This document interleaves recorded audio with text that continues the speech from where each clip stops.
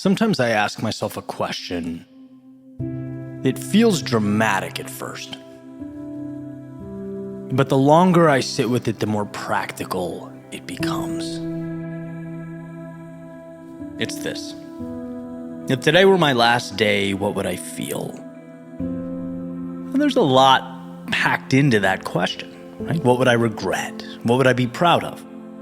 Who would come to mind immediately? What would suddenly feel important? And what would fall away the moment time became real? And every time I run through that thought experiment, I notice the same thing. The answers are never complicated. In fact, they're actually very clear, which brings to light another uncomfortable truth, necessarily. Because if we already know what would matter in the end, then why do so many of our days look nothing like it? Why is there such a delta between what we know would make us happy and how we live? And not necessarily in dramatic ways, right? Sometimes in subtle ones, in the way we rush, in the way we default, and how easily we trade meaning for momentum.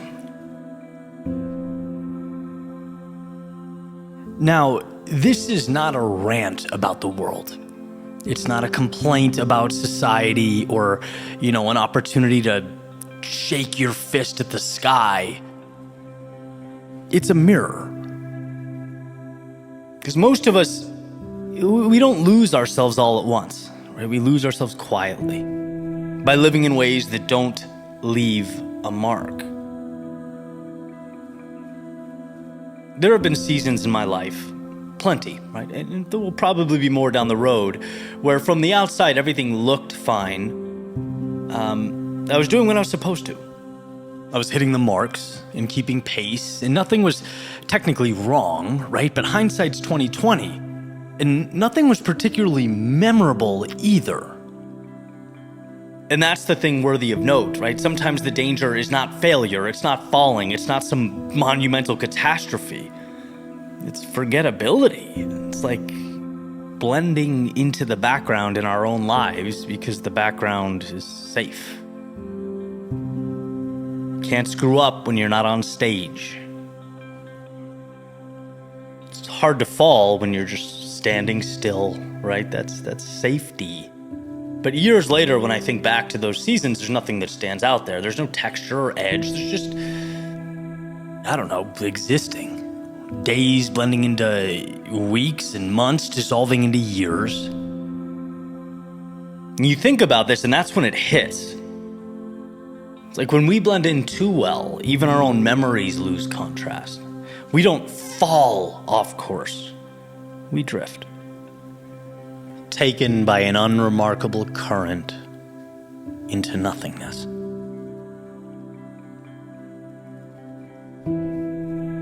When you imagine looking back on your life someday, what do you actually think you'll remember? Because I'm guessing it won't be the things that fit neatly. You probably won't remember the meetings. You won't remember the routines you never question. You'll remember moments. Specific moments. Moments where something shifted, where you chose differently, where you stepped off the path you were supposed to be on. And those moments tend to have something in common. They didn't feel normal at the time. They felt uncertain. They felt uncomfortable. They felt a little strange or out there. There was that feeling in your stomach like, oh man, this deviates from everything I've done in the past. I hope this is okay. I hope it works out. And that initial sensation, I've learned, is not a deterrent. It's a key. It's a sign. It's a green light. This morning I was laying in bed half awake, listening to music as the day started to come into focus. And it wasn't necessarily to, be productive. The goal wasn't to motivate myself. I just wanted to be present. And a song came on, acoustic, piano. It's a pretty niche song by Owl City. It's called Be Brave. And there's a line in it that stopped me cold. It gave me this feeling, right? Like, this matters. And I'm not sure why it matters, but it matters. And I spent some time thinking about it. The line was, "Ain't life beautiful and strange?" One of those lines that hits you before you can explain it. And the reason it hit me wasn't because it was poetic or beautiful to hear. It's because I somehow knew it was accurate. See, we tend to treat strange as a problem, right? Strange, something to fix, something to avoid. If someone acts out of character, we say they're being strange. If life doesn't go as planned, we call it strange, and usually not kindly. So I look it up. Strange, unusual, or surprising in a way that's unsettling or hard to understand. Okay, check. Then I looked up beauty, something that evokes admiration, meaning, a deep appreciation. And it clicked. Those things aren't opposites, they're partners, they need each other. Without strangeness, beauty has no depth. Without strangeness, beauty's decorative. It's safe, it's forgettable. The things that matter most in life, whether it's love, growth, time, creativity, identity, they're beautiful because they are strange. They're out there, they're different. They deviate from the norm. They resist control. They don't come with instructions. They don't make sense until later. That's not a flaw. That's the point entirely.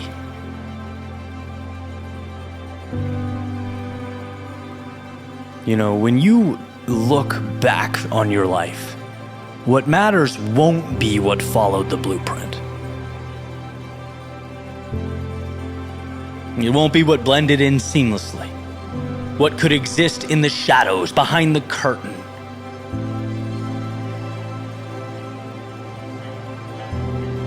What matters in the end is what dared to be different, what was beautiful and strange.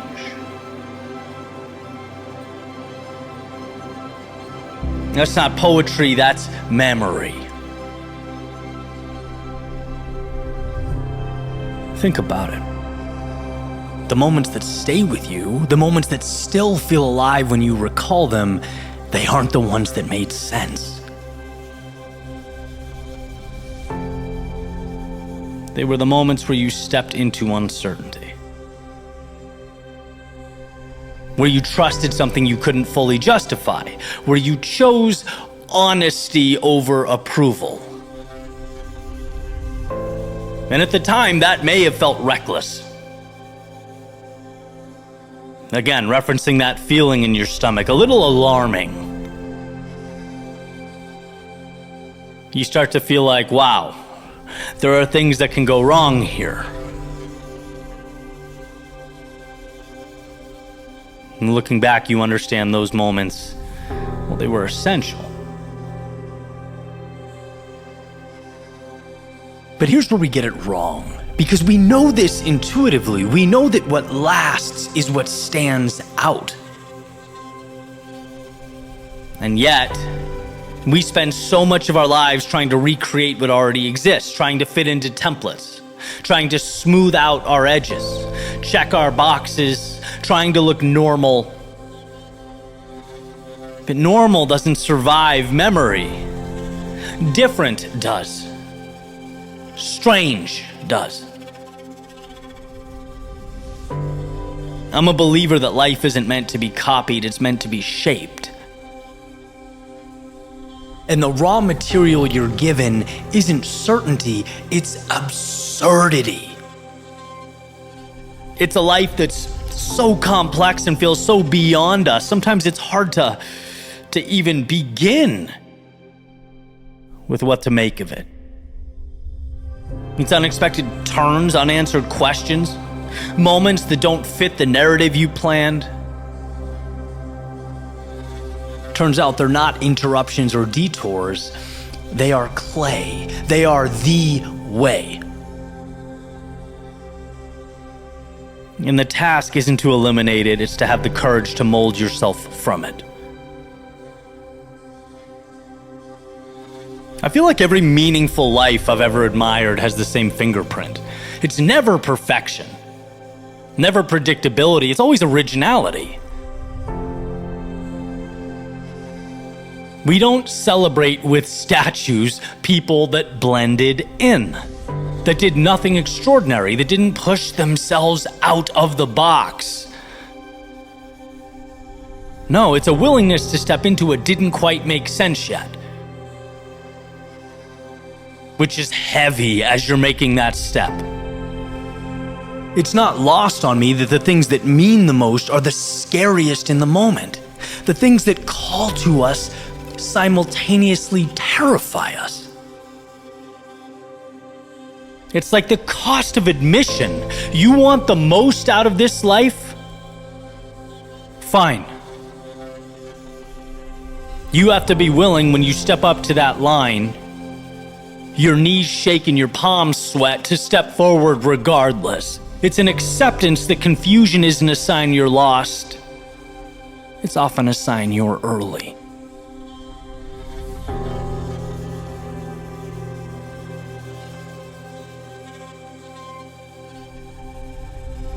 And as time goes by, there emerges this certain kind of peace. I guess it only shows up in hindsight, right? It's not the peace of comfort, it's the peace of alignment. The peace that comes from knowing you didn't betray yourself. The closest I've ever been to heaven wasn't in moments of ease.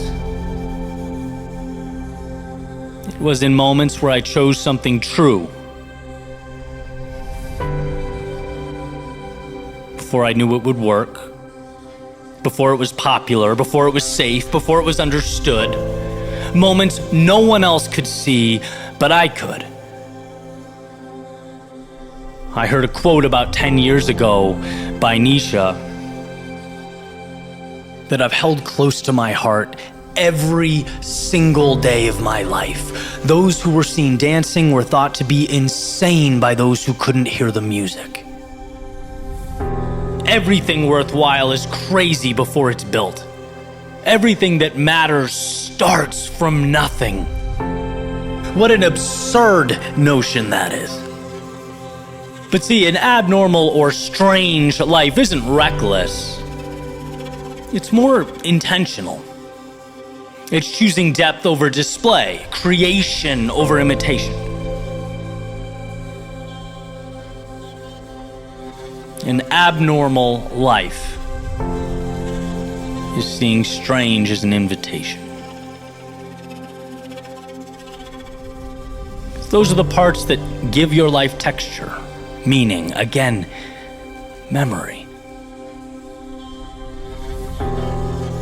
So again, place yourself in that situation, looking back on your life, when all is said and done. The highs, the lows, the peak moments. The parts of your life that mattered probably won't be the ones that looked right. It'll be the moments that felt true. The ones that didn't quite fit, that scared you a little. The ones you didn't understand at the time. What mattered in the end is that which existed out in the fringes. It's that which was beautiful and strange. So maybe the point isn't to escape life's absurdity, but to let it shape you. To stop trying to blend in with a world that forgets itself. No, live a life of courage.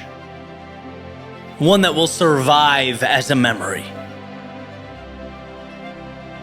One, however many years down the road, you'll smile on, knowing you could have taken the easy road so many times, but that wasn't you. You were willing to pay the price, to step out of line,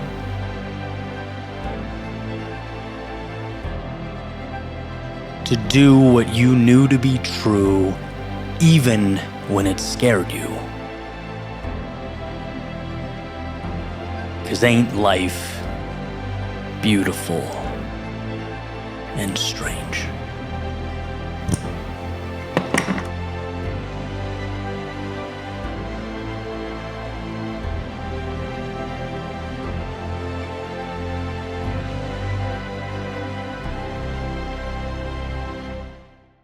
What's up, guys? Eddie here. And before we jump into the next chapter, just a quick note. So, as many of you know, every single video that I've ever put on this channel has been created with the intent of building momentum in your life. If you want something physical to anchor that momentum, we've created the brand AGNS, or Always Grateful, Never Satisfied, for that exact reason. It's athletic apparel that embodies the very ideas and concepts I talk about every day. Because you're watching on YouTube or Spotify, we've created a code for this exclusive community, YWW20. You can use that on the website, agns.lifestyle, or right under this video on YouTube. All this stuff is there in the shop. Again, code YWW20 gets you 20% off the entire store. It's a great way to support the channel and also elevate your journey. Let it be a reminder to keep showing up. Appreciate your time. Always grateful, never satisfied. On to the next. Life is perspective. So during the good times, find gratitude. And during the difficult times, find the opportunity. When you have the answers, when you know, be proud of your knowledge. And when you don't, celebrate all the wisdom to come. When the sun is shining, cherish the warmth on your skin. And when it's not, learn to run in the rain. When you're focused, appreciate the clarity. And when life feels chaotic, embrace the chance to manufacture order.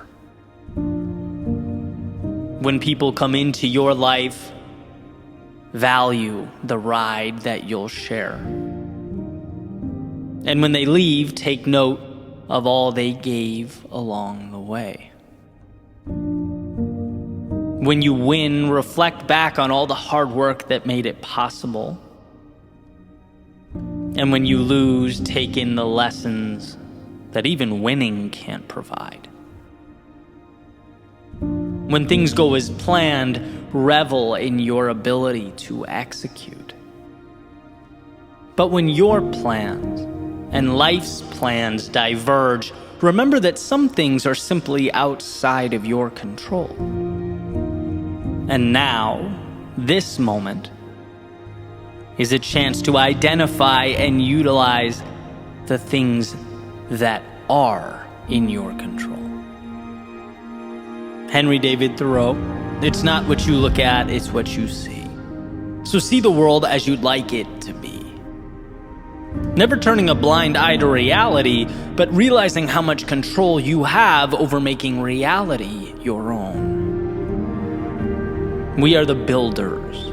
The world around us merely provides the components and the pieces. And if one were to live as though there were value in every moment, they would inevitably find themselves looking for that value, perhaps even when it was difficult to find, most elusive, when most would hang their heads and walk right by it. I look out my window and see a world that is neither valuable or valueless. I see a blank canvas in which we are tasked with making that decision. Life is a roller coaster ride. It has ups and downs, the obvious and the unexpected.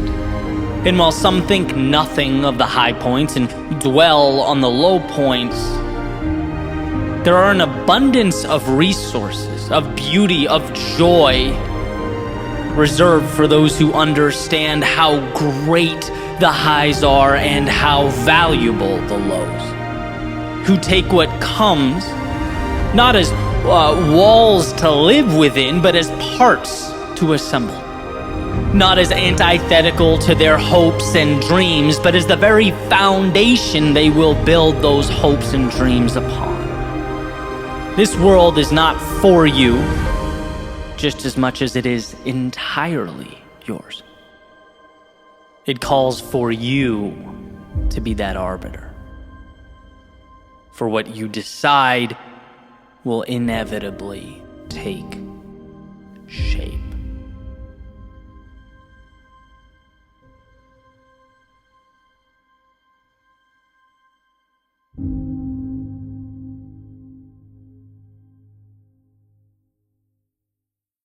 The moral is to the physical as 3 is to 1.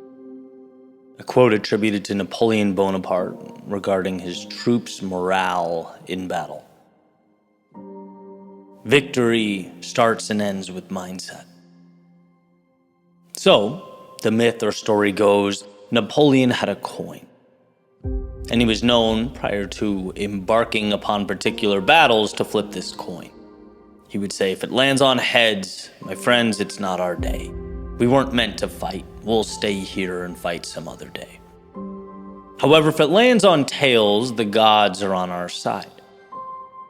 We're meant to charge into battle and collect our victory, for it is destined.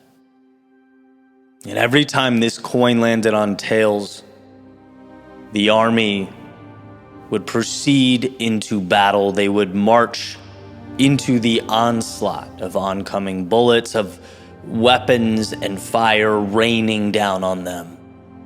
And they would collect their victory. And as time passed, Napoleon died, this coin was eventually found. And upon examination, something interesting was uncovered. The coin was tails on both sides. This coin had nothing to do with the gods. It was about preparing his men for victory in their minds before ever stepping onto a battlefield. It was about believing in an outcome before pursuing its realization. This is life. To believe something's possible is perhaps the greatest weapon one can have in their arsenal. When you believe something is possible, the question goes from, can I, to how will I? The gap is bridged. The terrain is crossed, because time is not exhausted on the likelihood of the outcome, but on its materialization. I heard someone say years ago that some of the most incredible things in history were accomplished by people too ignorant of the odds to be held back by them. Dreams are self-fulfilling prophecies. They require one be crazy enough to willingly navigate the enemy's fire, to step into hostile territory, put a stake in the ground, and live as though you were meant to be there. To operate knowing the unknown is where answers live and excuses die. It's believing that the world doesn't dictate your fate. It just adds variables to the story. It puts building blocks at your feet, places a paintbrush in your hand. You are the only one who chooses whether to stop or go, to quit or continue. Life can place obstacles before you, but only you decide whether to bow down to them, navigate around them, or march directly through them. We win behind our eyes before we go into the world and collect our medals. The moral is to the physical as 3 is to 1. So close your eyes. Win your victories then go out into the world and collect them.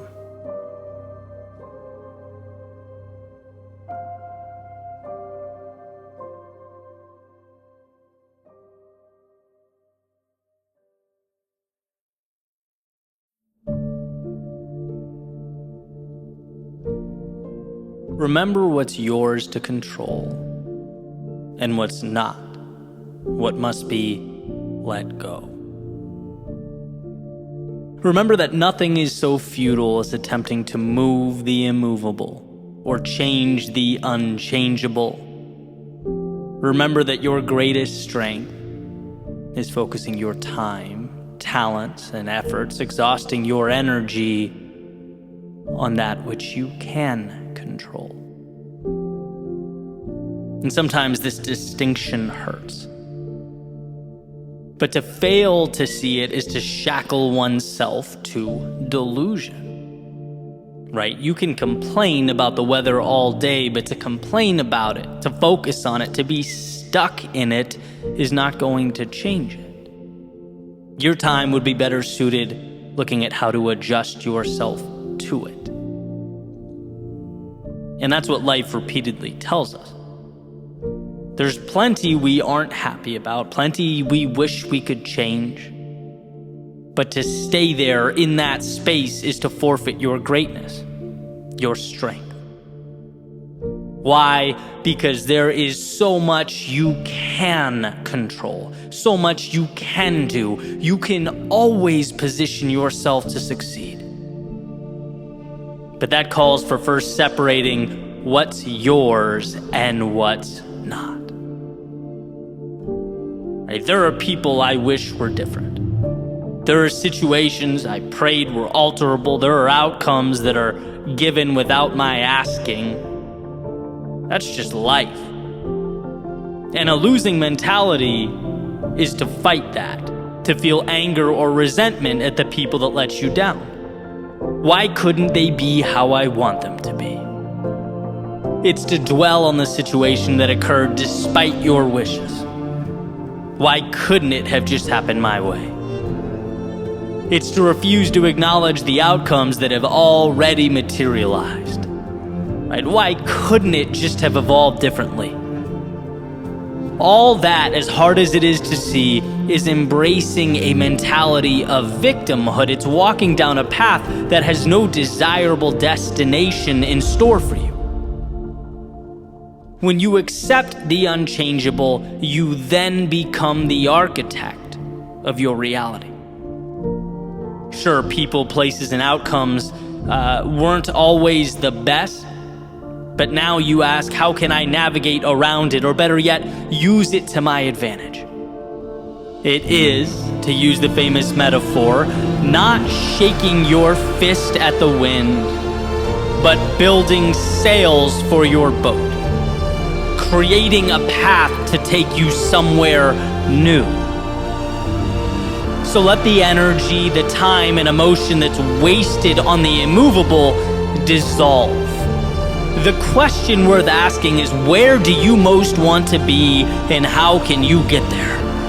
And while those details outside the scope of your control can feel like a bottomless gap in your way, I promise that what's around you is enough to build a bridge over it. There's enough there for you to find your way, so long as we learn to separate the gap from the bridge, the details from the solutions. When all you see is why you can't go, or how it can't be solved, or how impossible something is, it's not that you are looking at an unfortunate truth, it's that you are looking at the wrong supporting evidence. When we stop seeing the details and outside circumstances as the deciders of fate, we win. When we place our eyes upon the controllable, when we step into what is ours to move and shape and transform, we finally see that the journey to something bigger is not only possible, it is inevitable.